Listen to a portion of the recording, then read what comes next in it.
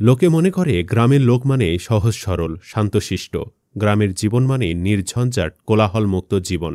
আদতে শতভাগ সত্য নয়।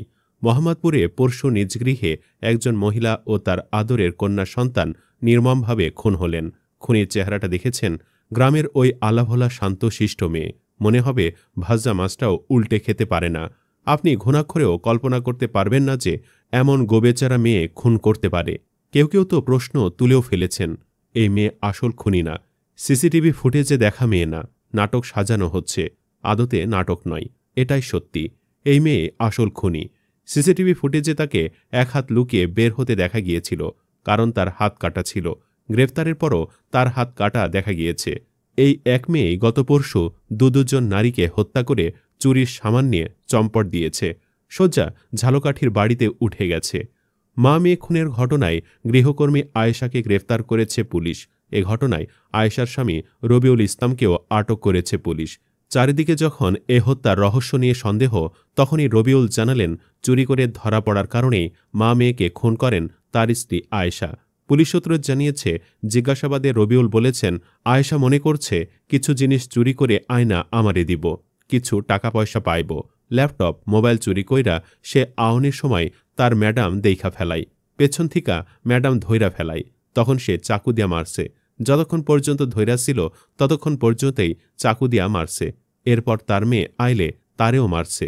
গ্রেপ্তারের পর পুলিশের প্রাথমিক জিজ্ঞাসাবাদে আয়েশা হত্যার দায় স্বীকার করেছেন। পুলিশকে বলেছেন, ঘটনার দিন গৃহকর্তার বাসা থেকে কিছু মালামাল চুরি করেছিলেন তিনি, যা দেখে ফেলেন গৃহকর্ত্রী লায়লা আফরোজ। এ নিয়ে ধস্তাধস্তি হলে মা মেয়েকে ছুরি দিয়ে কুপিয়ে হত্যা করেন।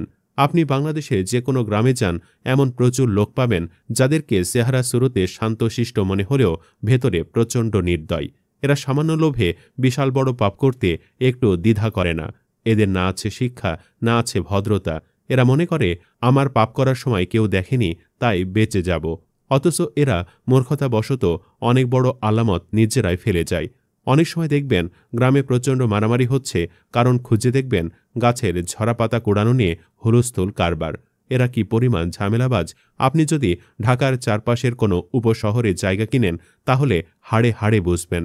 বাহিরে থেকে কেউ যদি এমন শহরতলিতে এসে বাড়ি করে, এরা তার থেকে অর্থ খসাতে পুরো বংশ মিলে সবসময় ভীষণ তৎপর থাকে। এরা না বুঝে কাগজপত্র, আর না বুঝে আইন আদালত। মহিষের মতো গায়ের বুনোজরি এদের একমাত্র শক্তি।